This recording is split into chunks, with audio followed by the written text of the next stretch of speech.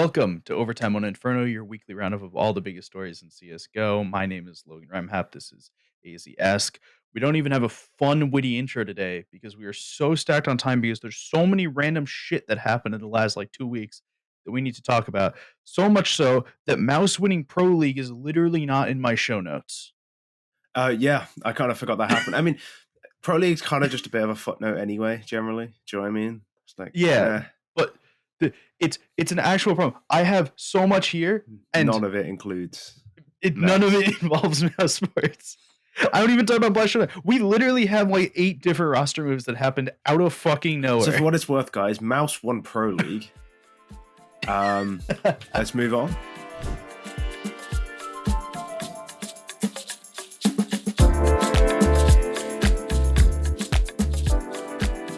So let's start. We're going to start in Asia and work our way towards America. I think that's... Makes as much sense as anything else. Yeah. I mean, yeah, I don't have a better order. Okay.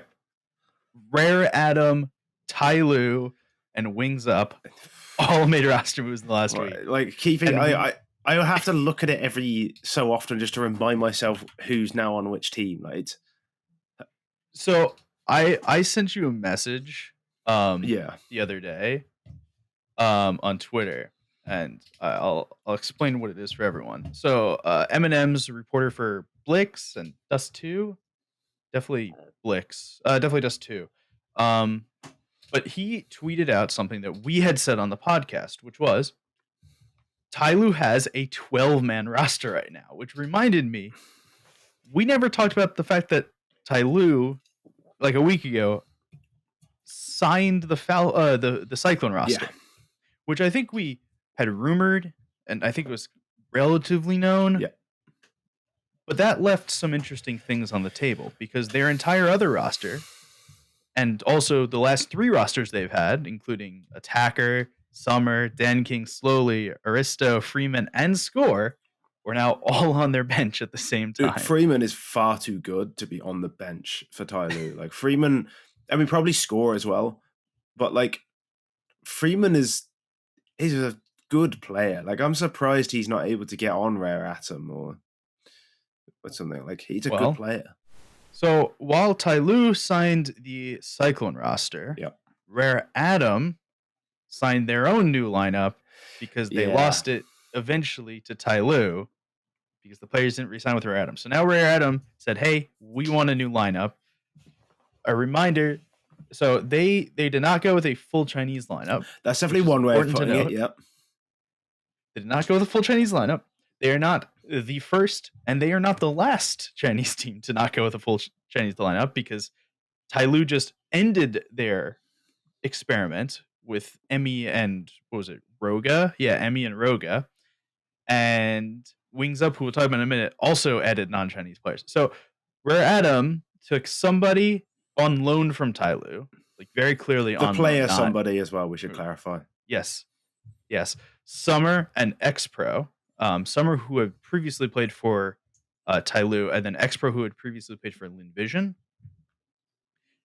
And then brought in Corey, who is a Sangal player, and Fozy, who you may remember was the 6-man on NIP for a while they couldn't figure out what they were doing with the device. And also went to Sangal. They were both on Sangal together. And also played on Sangal. But you mostly known from the NIP. Fozy is a pretty solid AWPer in Tier 2 EU. He obviously had a little bit of time at Tier 1 EU where he didn't disgrace himself either. That's all you can ask for. Yeah. I mean, he was replacing Device. He was always going to be somewhat underwhelming compared to what Device can bring. But in terms of what Rare Atom would want, he's probably pretty good, assuming he's able to communicate with the rest of the team, which I've got no idea. I don't know.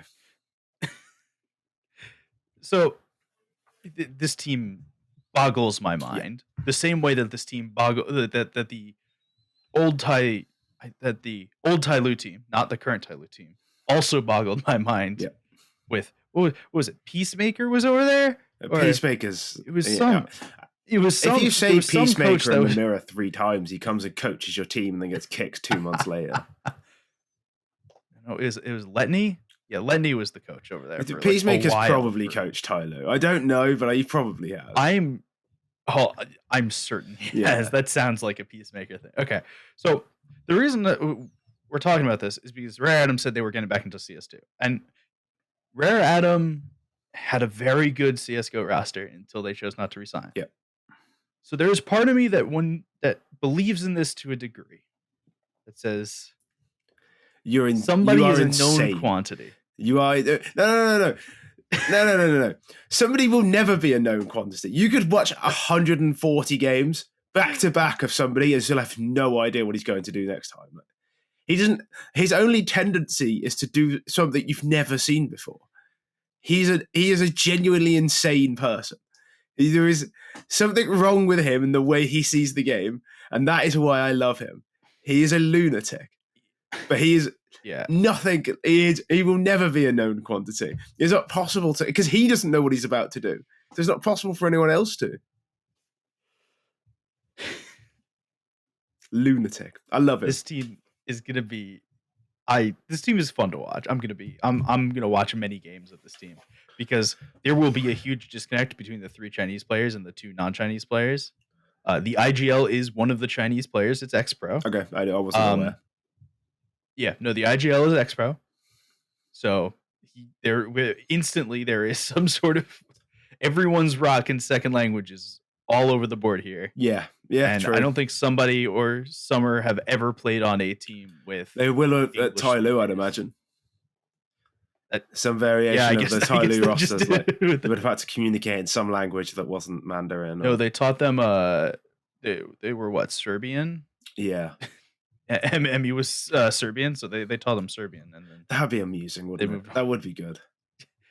That would be funny.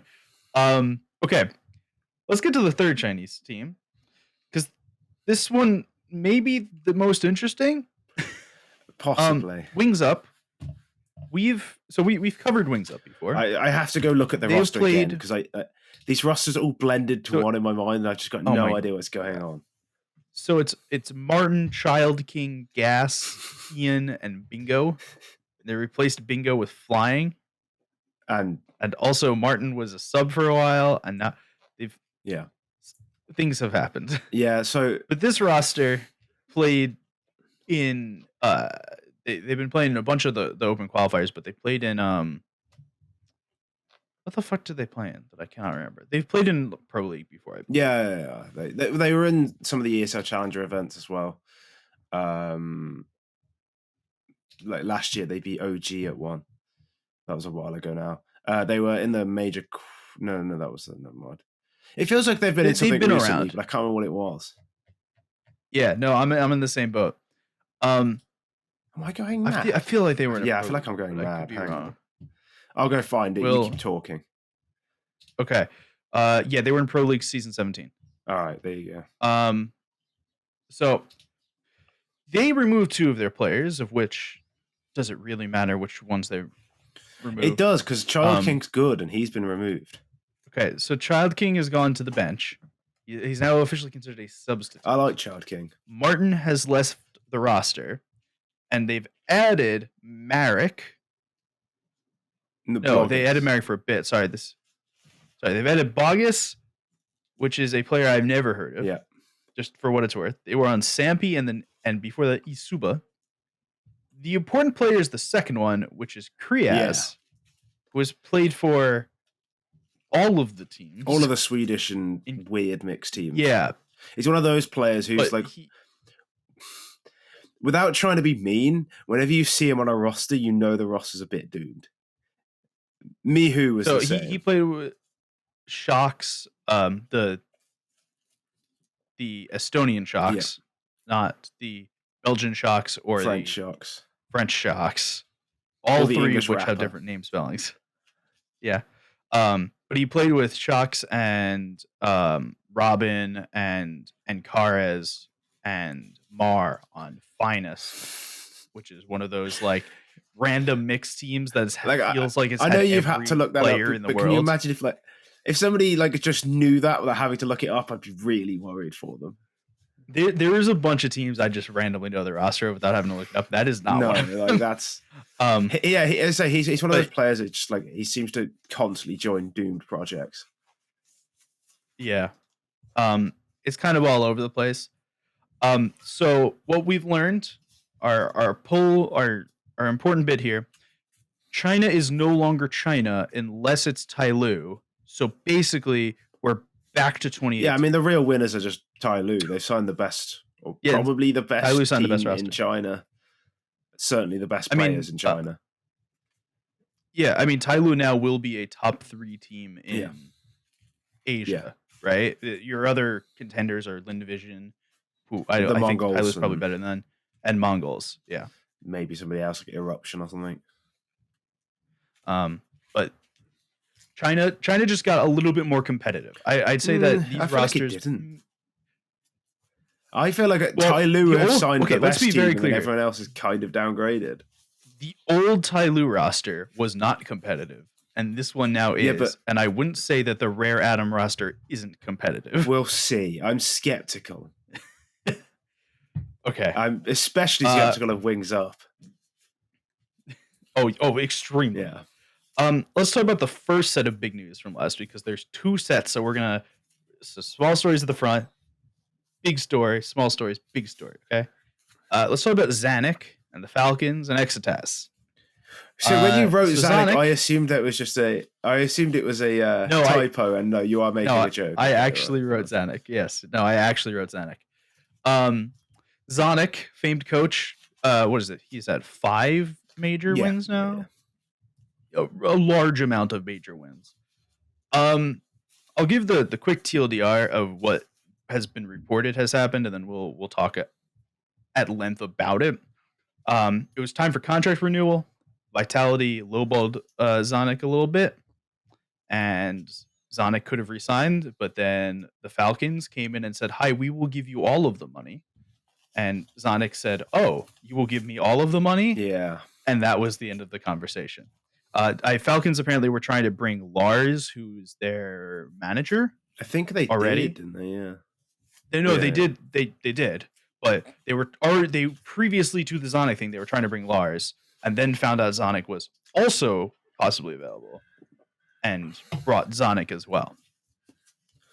There is rumor here as well that not only will it be Zonic and Lars leaving, that Magisk may also leave. And that would bring them all to Falcons, which is a team that still has NBK on it. Yeah, but for how long? I mean, there's rumors of them trying to sign Nico, Monacy, Twists. I think the rumors were Nico, Monacy, Twists, and there was talk of bringing Magisk over. And then I guess you just keep Boros? Yeah, I don't know. I have no idea. I think there was some murmurings of Dupree, but I'd be surprised because I believe Dupree's already signed with somebody. We'll talk about Dupree later today. I think he's already signed. We have more stuff with that. Yeah. So first of all, ridiculous thing going on. We're starting to get the Premier Leagueization of Counter-Strike. Where the Saudis, all the rich Saudis buy into the Premier League and then dump a shit ton of money in. If you didn't know, Falcons is owned by the Saudi government. Is it the government?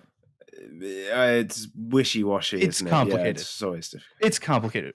We'll stay away from that for the time being. But they have a large amount of money. Whoever owns Falcons. So they were able to pay Zonic. So the assumption now is that there's going to be a little bit of shuffle here. So Zonic is going to go to Falcons. We assume basically all this team is dead. I'd be willing to bet that Boros probably isn't.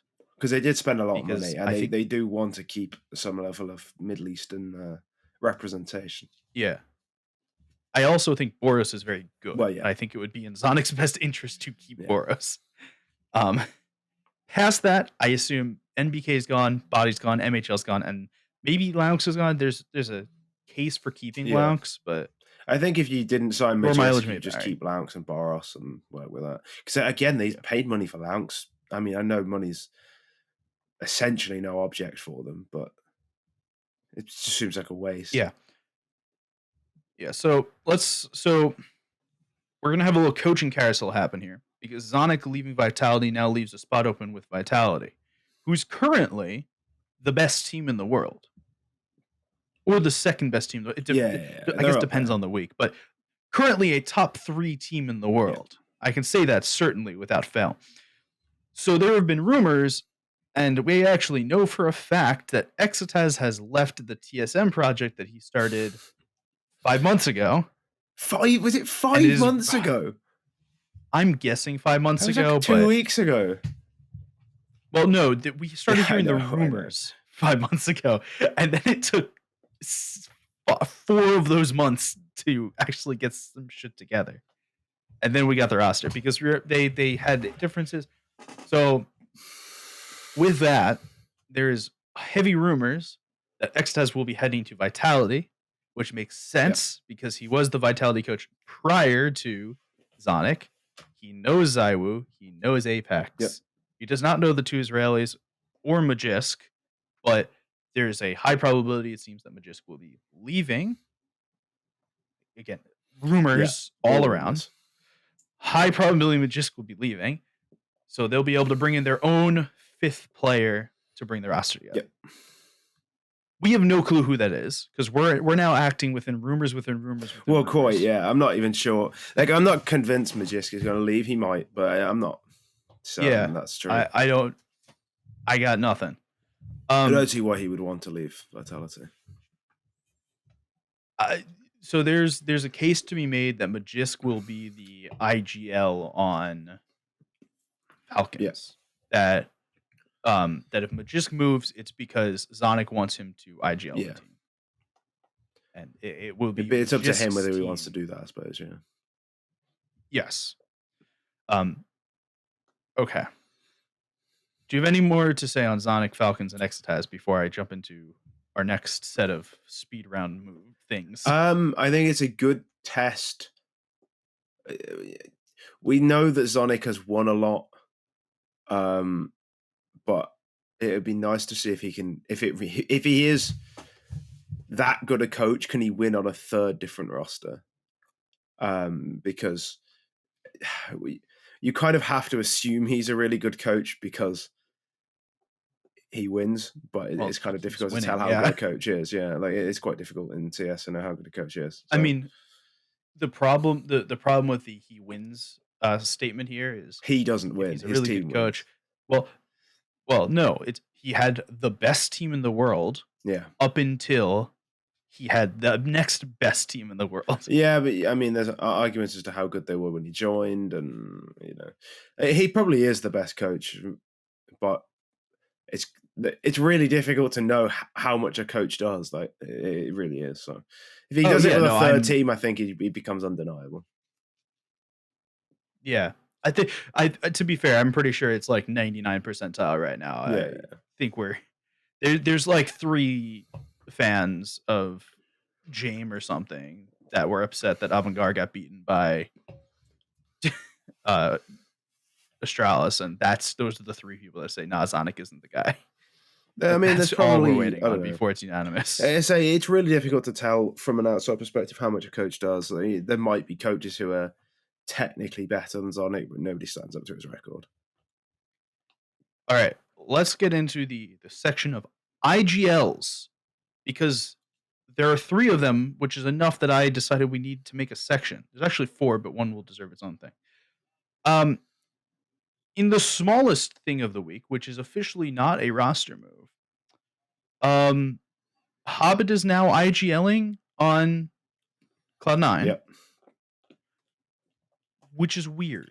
Yeah, I mean, it feels like kind of a last resort, but you changed in-game leader. You got rid of your in-game leader to bring in Electronic, and then was like, oh, actually, we don't want Electronic to in-game lead. Like, fine, but I feel like if you didn't want Electronic to in-game lead, you probably should have just had Hobbit in-game leading in the first place, or just signed an actual in-game leader. But, what do I know? Yeah, there were a bunch of rumors that they were looking at signing Boomich. Yeah.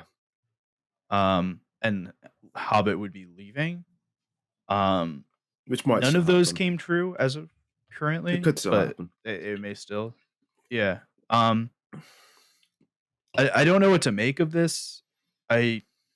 Hobbit confuses me, but in the best ways. Yeah. I think Hobbit is a really, really good player, but I couldn't tell you why. He's usually pretty clutch. He's like big moments. He is pretty good. Like big games, he often shows up.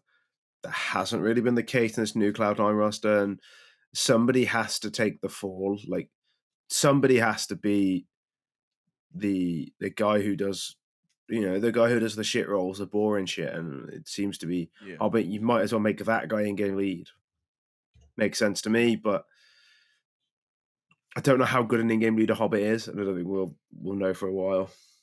But then I'm not even sure Boomich is that good an in-game leader. He's probably quite good, but there are players who have said that, even though we have said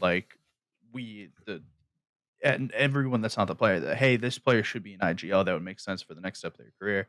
Sometimes they're not ready for it. Some people just don't have the personality for it. Well, that could be the case with Hobbit, but it absolutely was the case with Snacks. Yeah. See, look at that segue. With Snacks, who is on Gamer Legion now for Nealon, who's IGLing there now. Yeah. And so Snacks basically came out and said that he was not ready last year. A couple teams actually came knocking to try and get his services as an IGL last year, but it didn't make sense for him, and he wasn't ready for it. And he thinks that he's ready for it now. And to be fair, I think that that's some pretty good some pretty good introspective knowledge of saying, hey, I'm not ready to do this. I'm not going to just sign with you to do it. And feeling that now he is ready to do it. That's one way of looking at it. I think the other way, and probably with Snacks more accurately, is he still thought he was a star player until recently. He still thought he had it in him to be a superstar. And now he's like, oh, yeah, maybe that dream's dead. I'm going to go in-game lead instead. Which is fine. If you enjoy playing the game one way, you don't necessarily have to stop until you really feel like you have to. I'm excited to see Snacks continuing. Yeah, I love Snacks. One of my favorite players of all time. I think that's true for most people. I think most people have always loved watching Snacks, and whenever he does well, it's always a joyful moment. I mean, for me, I Am New York, ESL 1 New York, whatever the fuck it was called, has always been a soft spot, and him having the biggest play on that stage. It's the same reason why Chris J was great up until that was also with Snacks. Up until the Chris J-ification of Chris J. Like Floyd Mayweather, dodging jabs left and right. Okay, let's talk about our third IGL, which is over in America in Team Liquid. Team America. Oh. And the thing is, we can say Team Liquid now. Team America now. And in America. Daps is Canadian. Well, okay, North America. We can get close enough. They moved Brainwaker to the bench, which on the surface is probably an okay thing.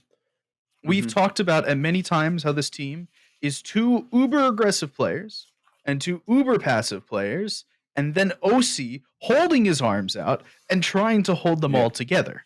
The Jagerbomb team is no more. The Jagerbomb team is no more. With that, says, okay, we need a 5th player. So they have brought in their coach, Daps, who this time has not been replaced by Stanislaw. Yet. They should get Stanislaw in as coach now. That would be really funny. Stanislaw is playing for Forsaken. Yeah, I know. Hey, but they just offered to double his wages and make him a coach just to fuck with it. Yeah. Just assistant coach. They'll keep the head coach role open. No, coach, because that was Daps' job. So Stanislaw would get Daps' job. It's just that Daps would get the better job of playing. So Daps is back to playing right now. Everything that we know says that this is not going to be a permanent thing. Yeah, well, including, I believe, nothing Liquid saying this is not going to be a permanent thing. Nothing is permanent. Why? It's so fucking boring. God, like what's the end goal here? Like, okay, Daps brings you some stability, but you're never going to know if that stability is a good thing because you're going to have Daps as your 5th player, and he's not going to frag, and it's just going to be miserable. Who's going to frag on this team? Well, I think the hope is that with cadiaN, we'll talk about cadiaN in a bit. With Yekindar not having to IGL, that Yekindar will be fragging. That's the second bit to this, is that moving Daps in means IGL goes to Daps and Yekindar will not IGL anymore. Yekindar is a strange case. He was a pretty aggressive piece on Virtus Pro, absurdly aggressive in the sort of early rounds. Virtus Pro, as far as I remember, he actually did entry on executes a lot more. Then he became a sort of more selfish player where he would play aggressive in the early rounds and not really entry. He moved to Liquid, and because he's now he's now the star of Liquid, and he was, paid a star player's wage, and he had this big name and everything. He started playing more selfishly, and then they signed Patsy so that Yekindar could call around himself and be the star, and Patsy could go do all the aggressive nonsense, and it just isn't working. And what you've done is you've turned Yekindar into like a worse version of Elige, and then downgraded on Yekindar to Patsy, who is a worse version of Yekindar, and then you signed Rainwaker, who's a worse version of Naf, and then kept Naf anyway, and now you've got Daps, who's a worse version of Nitro. Well, we'll call that one even for now, but well, Daps can't op. I think that's your. Everyone Nitro can't really help either. Actually, now it's CS2, nobody can op, so that's fine. It feels like they've just spent the last 6 months downgrading every role, and now they have no firepower. But I also think that in downgrading every role, they probably brought their costs up to a degree. Yeah, it feels like like they gambled that Patsy would find the level he had at Antwerp, which is a gamble because he hasn't been that player for a little while. I think people watch some of his demos and quickly realize all of his tendencies and how to exploit them, and he's never really been the same since. They gambled that Yekindar would be both an in-game leader and a star player. He's kind of not as good as either as he was at his previous sort of roles. They gambled that OC was genuinely good, and he's fine. He's not a superstar AWPer. He has his moments, but he's pretty serviceable as long as you have the rifle cores that we associate with the name Team Liquid. But they don't currently have that, and it kind of puts the spotlight on OC as being, not the superstar AWPer. He's not the level of AWPer that the other big teams have. And Liquid just feel very confused at the moment. They kind of don't have a style, like an identifiable style of play. Their main man is supposed to be Yekindar, and he's kind of lost his way a little bit. I guess that's the idea in Daps, is like, right, we'll put in a system, we'll put in a style, a set of protocols, and then we'll find an in-game leader who can advance that, but we need this blueprint because under Yekindar they seem to have lost their way. I guess that's the idea, but right now they are in a state of flux, and they are not very good at Counter-Strike. They got battered by Complexity the other day. So I want to bring up an interesting point that I learned recently. So Team Liquid of technically Europe do not have another match. Oh yeah, this year, right? Until the qualifiers for the Copenhagen Major. Yeah, I mean they'll probably make some. They'll correct, but they don't.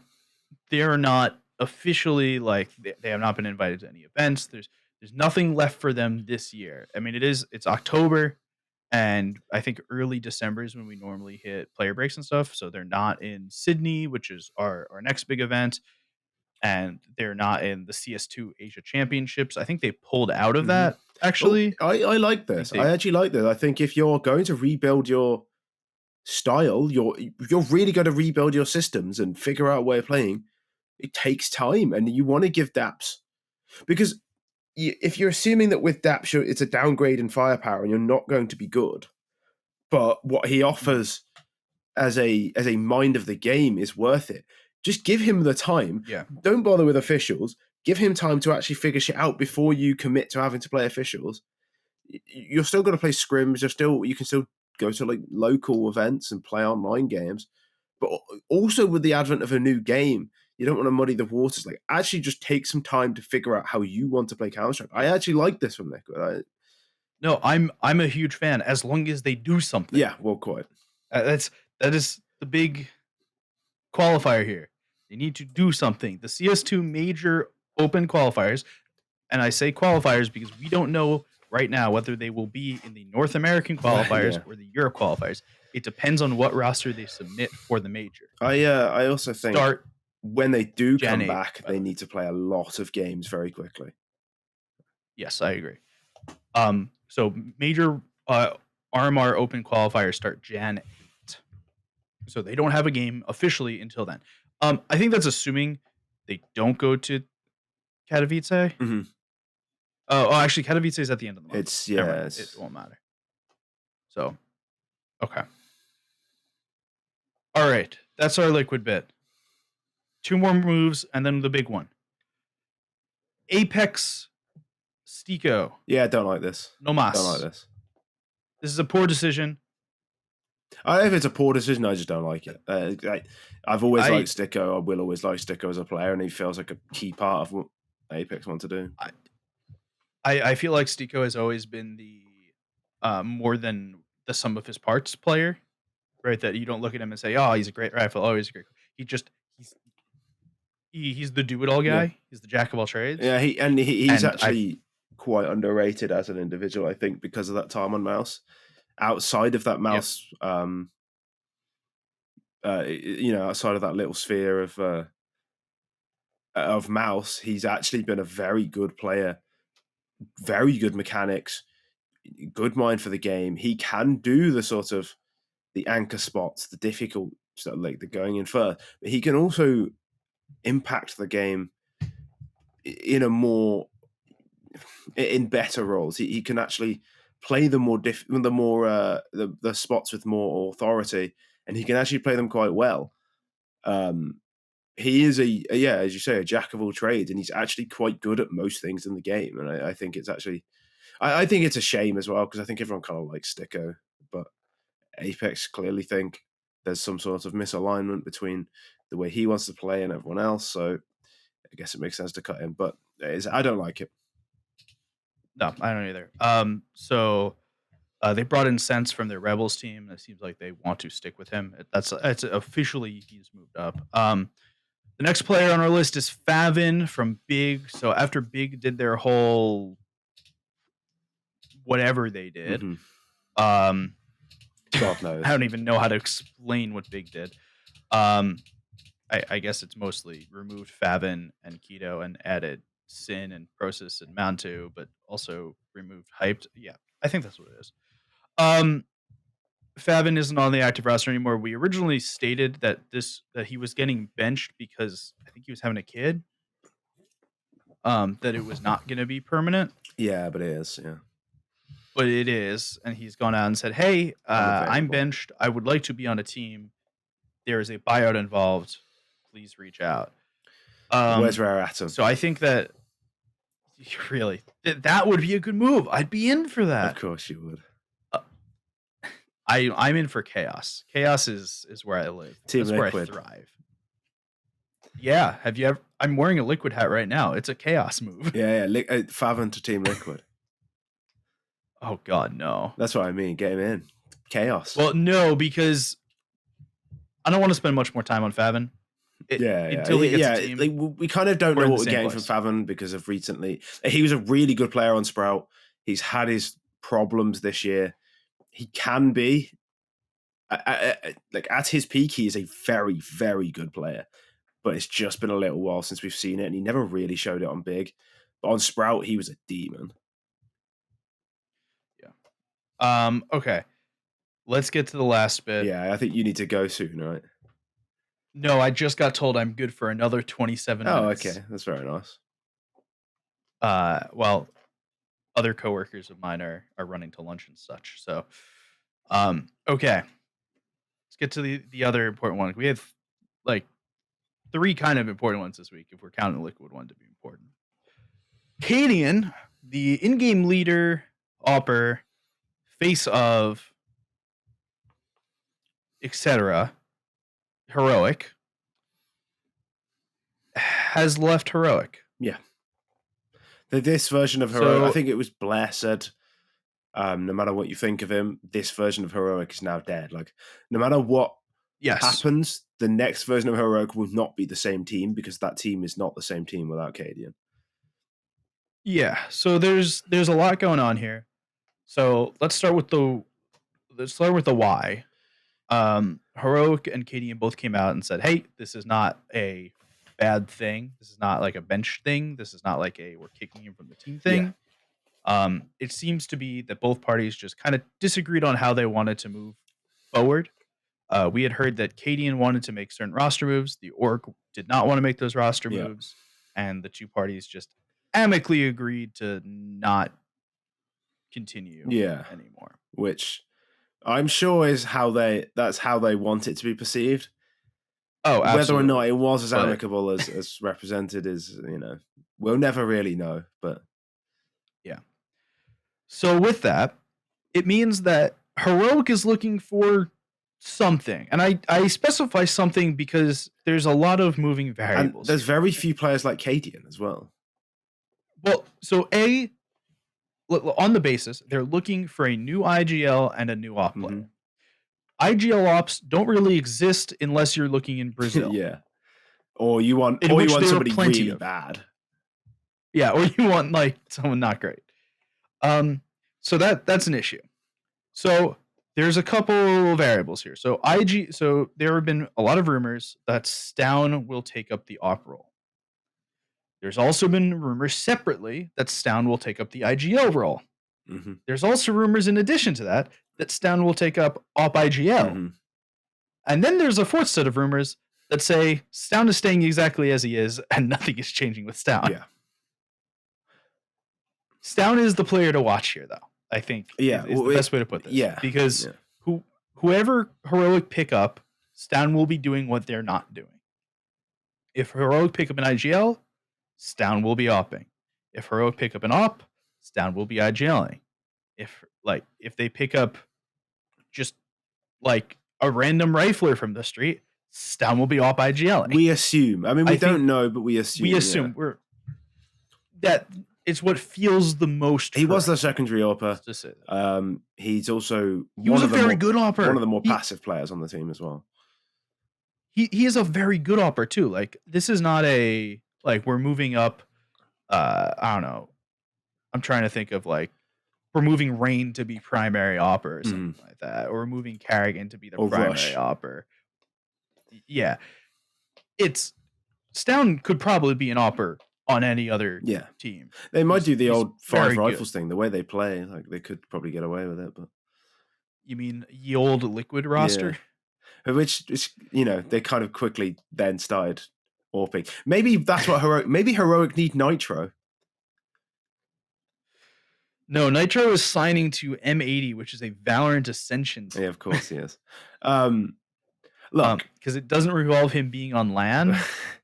Part of the no, I see. No, I seriously mean that. It means he doesn't have to travel unless they get to the Ascension tournament, where then he has to go to LA to play. Yeah, and he doesn't even have to leave the country. Louisiana. One of the issues Heroic have is that they are a full Danish team, and part of the thing that has made them very good, we assume, is that because they communicate in their own language, their communication certainly feels from the outside much better. Well, do they communicate in their own language? And I'm legitimately asked this. Exist is Swedish. He probably knows enough Danish, even if they talk to him in English. Yeah, during they may talk to him during the game, they'll be speaking Danish, and you can tell their comms, their protocols are all flawless.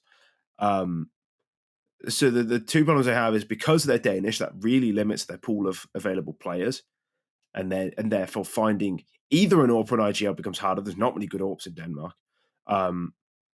There is plenty of IGLs, but a lot of them are already taken.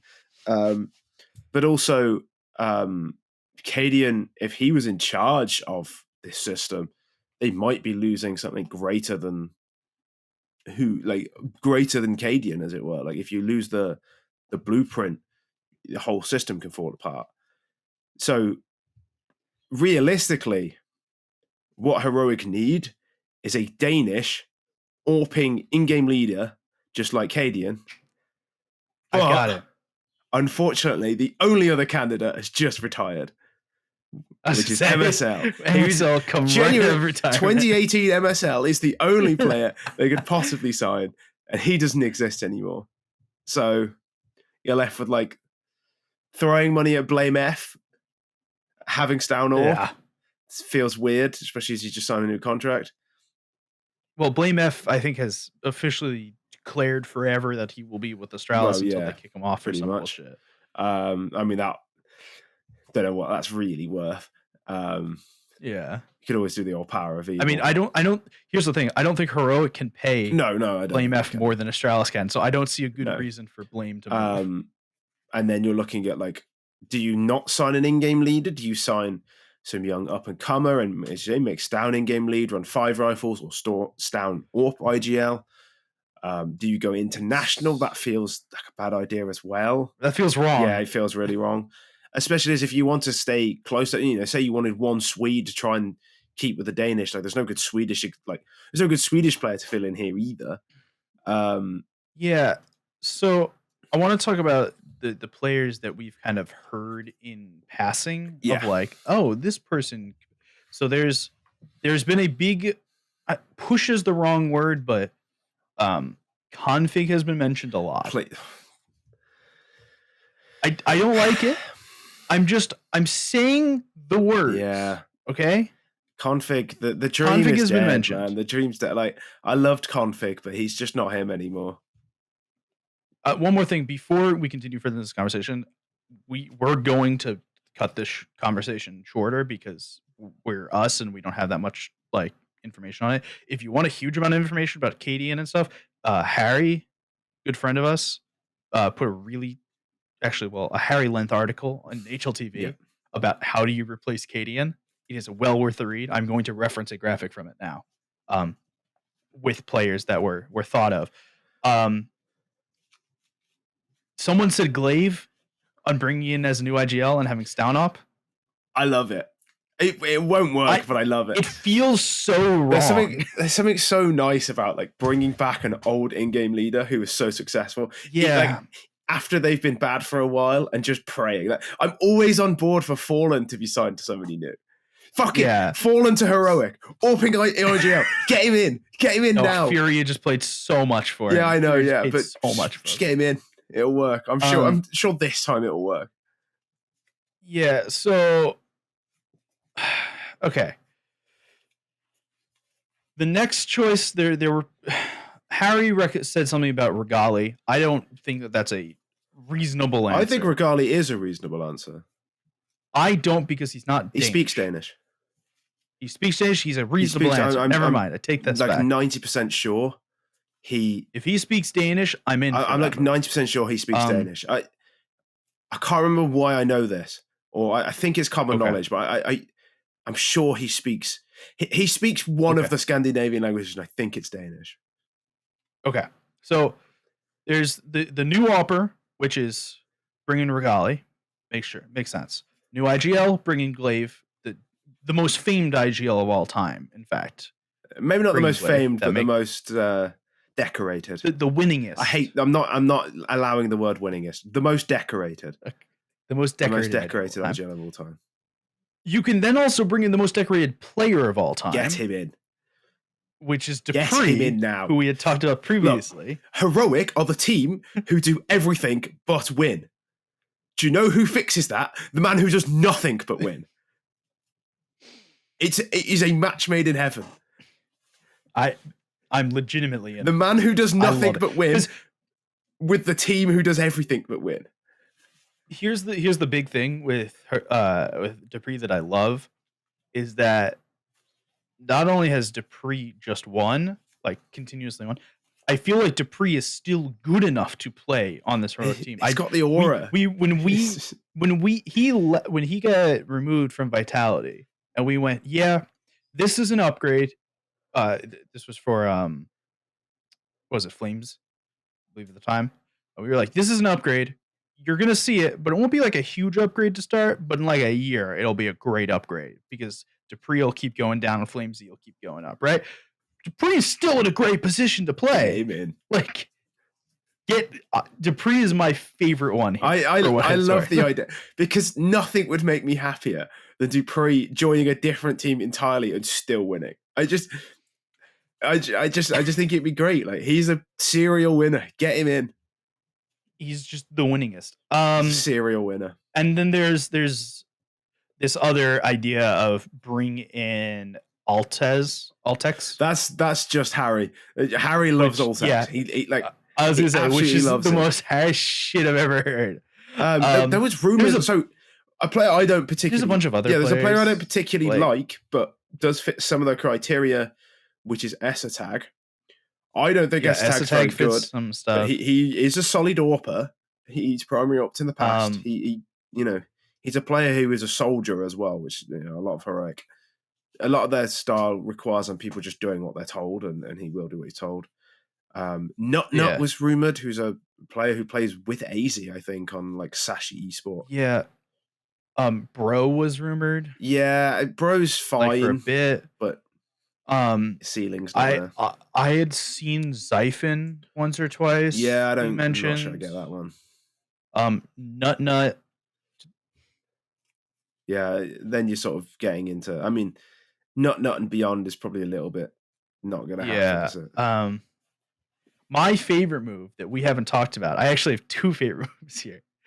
One is dumb and should never happen ever, and the other is fun. Valda, now that the TSM project is dying. Let it go, man. That's the stupid one. The fun one is Magisk goes to. Now we're talking. Heroic. Now we are talking. The only problem with the Magisk one is that Shush is basically the same player but slightly better.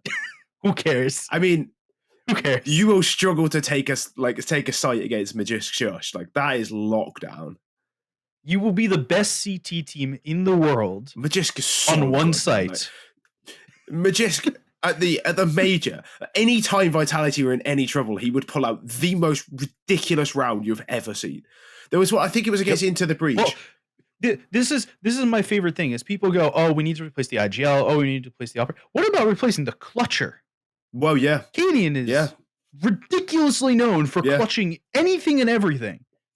And Magisk is one of the great person to stick into that role. Magisk is clutch in a different way. Like, he doesn't... Yes. He's not like a 1v3 machine, but he is he's not 1v4 machine. No, he's like... You know, the round's starting to break down. You need a multi-kill from from the last guy on site, and he'll get you two every time. He's a stabilizer. Yeah. I think that's the best way to say it. He is a stabilizer. He will make sure that you are always having your There were so many rounds. I love so many rounds at the major where like Vitality was starting to fall apart, and he would just he's like, yeah, no, fuck it, it's Magisk time. I don't care. And he'll just run at a site and headshot 3 people. He's like, oh, this game's over. Like, Magisk has decided Vitality are winning. It's the most important round of the game. Magisk gone, yep. Don't worry, lads. This round is on me, and he's just fucking destroying I got everyone. it. I love it. I'm in for the Magisk move. I'm also in for the Dupree move. I'm also in for the Glaive move. Basically, if they had played on Astralis, I'm basically in for it. I want AZ. AZ to heroic. Bring in Zip. No, actually, that is the only move I won't. Yeah, I mean, I'd rather have Altex than Zip. Yeah, I think Altex is good. He is really good, and I do think he was very unfairly treated by Astralis. I wouldn't hate that move. I really wouldn't hate that move. But all right, we're gonna end. Next week we will talk about Sydney. We should have probably done some preview on Sydney this week, but we're 50 minutes in already, and we're not going to touch it. So Sydney will start on Sunday officially. We'll talk about it on Wednesday when we record. You guys will get it on Thursday, just before playoffs start, I believe. Yeah. You guys will get it on Thursday, which is the day before playoffs start. So you guys will have a nice playoff warm-up, I guess, if you didn't watch the rest of the games. Until that point, you can find us on Twitter at LoganRoundup, at AZSkin, at ReTLDR. We'll be back. Bye.